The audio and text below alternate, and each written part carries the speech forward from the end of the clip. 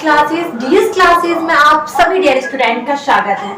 आज हम लोग बात कर रहे हैं, देखिए टेंस ने बहुत सारी टेंशन आपको पहले से दे रखी है, क्योंकि टेंस में क्या होता है, present indefinite, past indefinite, future, मतलब हम बहुत सारे टेंसेस याद करते हैं। देन हम लोग बात करेंगे कि यार इनका स्ट्रक्चर करना है, इनकी हिंदी पहचान करनी, लेकिन मोस्ट आईएमपी चीज क्या होती है उसमें, वो होती है आपकी हेल्पिंग वर्ब। हमको अगर ये पता हो कि कौन सी हेल्पिंग वर्ब हम कहाँ यूज करें, तो हमारा जो है टेंस क्या, या मैं बोलूं जिंदगी बहुत से भी बहुत आसान हो जाएगी, क्योंकि ये पर्टिकुलर जरूरी नहीं है कि आप टेंस वाइज इनको करें।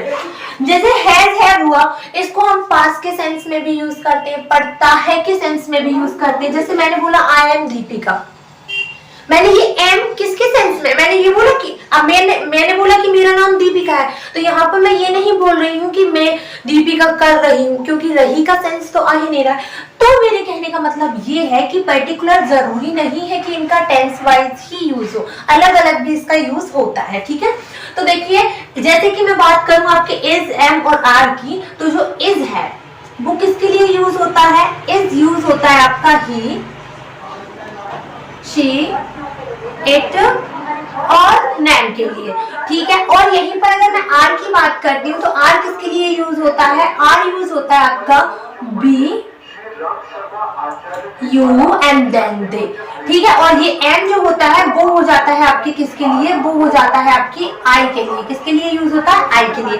देखिए सिंपल सा कॉन्सेप्ट याद रखना कि जो ही से इट नेम है वो किन किन के साथ यूज होंगे, देखना इसके साथ ही से इट नेम आ जाएगा, आर के साथ वी, यू दे के साथ आएगा, और आई किसके साथ आएगा, एम के साथ। अब जैसे मैंने आपको बोला, मैं टेंस ही पढ़ा रही हूँ, लेकिन थोड़ा सा अलग तरीका है देखना, क्योंकि इज एम आर के साथ हमेशा मेन वर्ब में आईएनजी आती है। जैसे मैंने बोला कि मैं पढ़ा रही हूँ, मैंने बोला मैं पढ़ा रही हूँ, that means I am teaching, I am teaching, I के साथ मैंने एम का यूज किया, देन मैंने टीच मतलब पढ़ाना होता है, तो आईएनजी फॉर्म इस्तेमाल कर दी। क्लियर है, कहने का मतलब बस इतना है कि अगर आपने इनको समझ लिया कि इज, आर, एम कहाँ आएगा, तो आप आसानी से रही उनके सेंटेंसेस बोल सकते हैं। कहने का बात ये है, जैसे मैंने बोला कि आप नाच रहे हो, तो मैं बोलूंगी यू आर डांसिंग, तो आर का इस्तेमाल मैंने यू के लिए किया। अगर आपको ये पता हो कि ये प्लूरल हेल्पिंग वर्ब है, कैसे प्लूरल हेल्पिंग वर्ब है, क्योंकि ये वी, यू, दे के साथ आती है, दैट मीन्स ये प्लूरल है, ठीक है।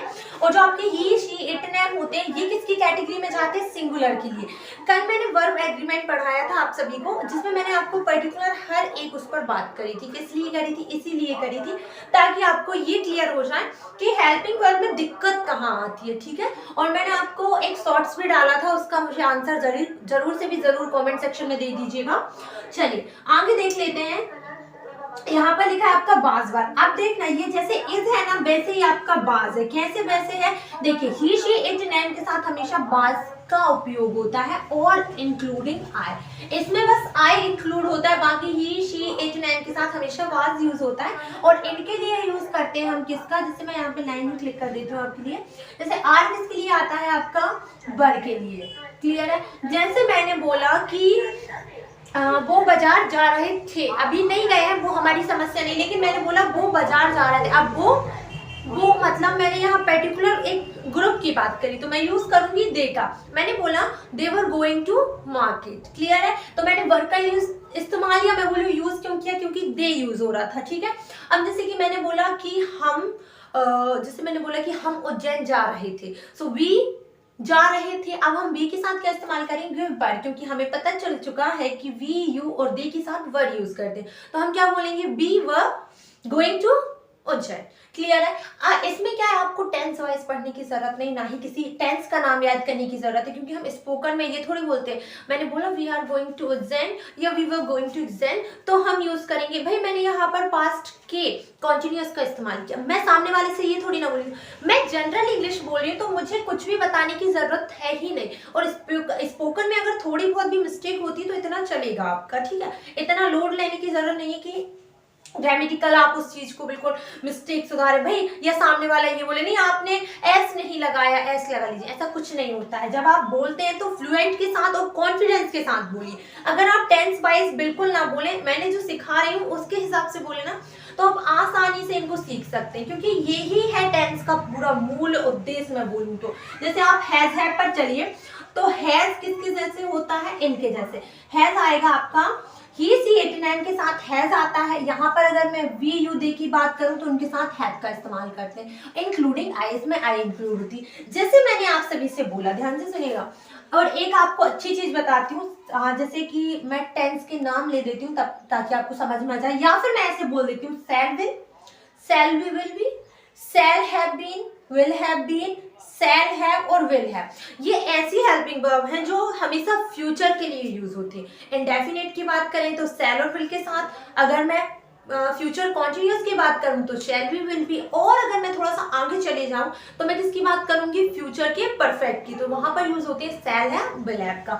तो कॉन्सेप्ट ये है कि अगर आपको ये पता चल जाए शैल किसके साथ यूज होता है और विल किसके साथ यूज होता है, तो मतलब समझ लीजिए आपने 3 टेंस अपने आप कंप्लीट कर लिए। ठीक है, अब मैं इसका सेंटेंस बोलूंगी, फिर इसके बाद आगे चलते हैं। जैसे मैंने बोला हैज और हैव का, ठीक है, मैंने हैज का बोला, मैंने बोला कि मैंने खाना खा लिया है, मैंने खाना खा लिया है, दैट मीन्स मैं बोल रही हूँ आई हैव ईटन फूड, मैं खाना खा चुकी हूँ। ठीक है, और चुकी हूँ बोलूँ या फिर मैंने खाना खा लिया है, बात मैं एक ही कर रही हूँ। क्लियर है? चलिए, अब जैसे मैंने हैज का ले लेती हूँ कि उसने अपना होमवर्क पूरा कर लिया है, मैंने बोला उसने अपना होमवर्क पूरा कर लिया है, तो इसमें मैंने उसने की जगह पे मैं किसका इस्तेमाल करूंगी, मतलब ही या शी, मैं कुछ भी बोलूंगी क्योंकि मुझे पता है कि सामने लड़का है या लड़की है। मैंने बोला कि चलो लड़की से बोलूं कि मैं किसी से बात करूं, उसने अपना होमवर्क पूरा कर लिया है, मैंने ऐसे बोला, तो मैं इसको कैसे बोलूंगी, मैं ऐसे बोलूंगी इसको कि सी या ही, जो भी है आपके इन फ्रंट में, आप उससे बोल रहे हैं, उसके लिए बोल रहे हैं, तो ध्यान में रखिएगा कि लड़का है या लड़की, उसके हिसाब से आप डिसाइड करिएगा कि हम ये बोलेंगे या सी बोलेंगे। ठीक है, तो हम बोलेंगे ही हैज, पूरा कर चुकी है, कंप्लीटेड, ही हैज कंप्लीटेड। अब यहाँ पर आप वर्क तो बोलेंगे, वर्क तो आप बोल देंगे, अब इसके पहले आपको एक चीज करनी पड़ेगी। क्या? मैंने बोला उसने उसका काम पूरा कर लिया है। ठीक है, तो यहाँ पर आप बोलेंगे हिज वर्क, मैंने बोला he has completed his work, उसने अपना काम पूरा कर लिया।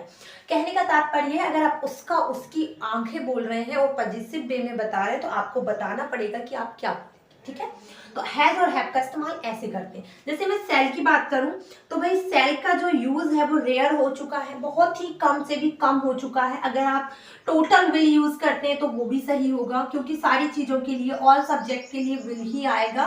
लेकिन ग्रामेटिकल बात कर लेते हैं थोड़ी सी, तो सेल का इस्तेमाल आई एंड देन वी के लिए यूज होता है। किसके लिए सेल का इस्तेमाल होता है? आई एंड वी के लिए। विल वैसे तो ऑल सब्जेक्ट के लिए, अगर आप स्पोकन वाइज बोल रहे हैं तो आई विल किल यू बोलते हैं ना, तो विल आप इस्तेमाल कर सकते हैं। We will go to there, we will coming, we will come, sorry. तो यहाँ पर आप विल का इस्तेमाल कर सकते हैं सभी सब्जेक्ट के साथ। अगर आप नहीं करना चाहते, अगर ग्रामेटिकल बात कर रहे हैं, आपकी ग्रामर के वाइज में, आप ग्रामर के हिसाब से चलना चाहते हैं, तो फिर आप आई और वी इस्तेमाल कर सकते हैं। लेकिन आप किसी भी सेंटेंस को जोर देकर बोले तो आप विल का इस्तेमाल करिएगा। ठीक है, चलिए मैं आगे एक और चीज बताती हूँ आपका हेड का।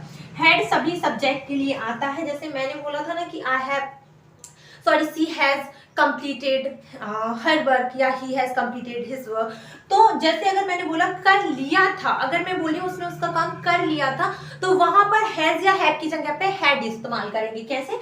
जैसे मैंने बोला था कि ही हैज, तो वहीं पर मैं बोलूंगी he had completed his work. ठीक है, अगर आई या वी का एग्जाम्पल लेते हैं तो मैं बोलूंगी कि हम लोग खाना खा चुके थे, हम लोग खाना खा चुके थे, तो हम लोग बोलेंगे वी हैड ईटन फूड।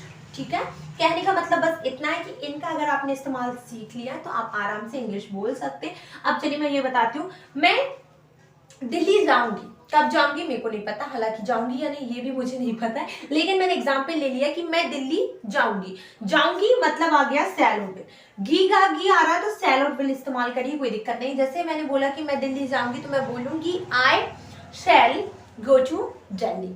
ठीक है, कहने का तात्पर्य यह है कि रहा, रही, रहे आता है तो is, am are, was were आता है तो रहा था के सेंस में यूज होगा। हैज हैव आता है तो चुका है या दिया है या लिया है के सेंस में यूज होगा। और अगर मैं वही हैड की बात करती हूँ तो हैड किसके इस्तेमाल में होता है? बस इसका पास्ट है, समझ लीजिए। अगर आप वही चीज बोले कि मैंने कर लिया था, मैं कर चुकी थी, तो आप हैड का इस्तेमाल करिए, है ना, इजी। और यहाँ पर देखिए शैल और विल का, तो शैल और विल बहुत आसान है। अगर आप जाऊंगी के सेंस में बात कर रहे हैं तो शैल और विल, और अगर आप ये बोल रहे हैं, थोड़ा सा आगे आइए, अगर आप ये बोल रहे हैं कि मैं कर रहा हूँगा, मैं कल अपना होमवर्क कर रहा हूँगा, तो आप ऐसे बोले कि रहा हूँगा, फ्यूचर की बात चल रही है, लेकिन आप बोलेंगे कि यार इस टाइम पे मैं ऐसा कर रहा हूँ, आप आपकी दिमाग में इमेज कर रहे हैं या इमेजिन कर रहे हैं इस चीज को, तब आप बोलिएगा थोड़ा सा एग्जैक्ट टाइम लगाने के लिए बी, क्योंकि बी का सेंस क्या निकलता है, होना। भले वो फ्यूचर में है लेकिन वो कंटिन्यूअस काम आप करेंगे उस टाइम पर, ठीक है। तो जब आप बोलेंगे शैल बी और विल बी, ठीक है। और अगर आप ये बोल रहे हैं कि मैं ऐसा काम कर चुका होगा, अरे इस टाइम पे तो मैंने ऐसा कर लिया होगा, तब आप बोलेंगे शैल हैव या फिर विल हैव। क्लियर है?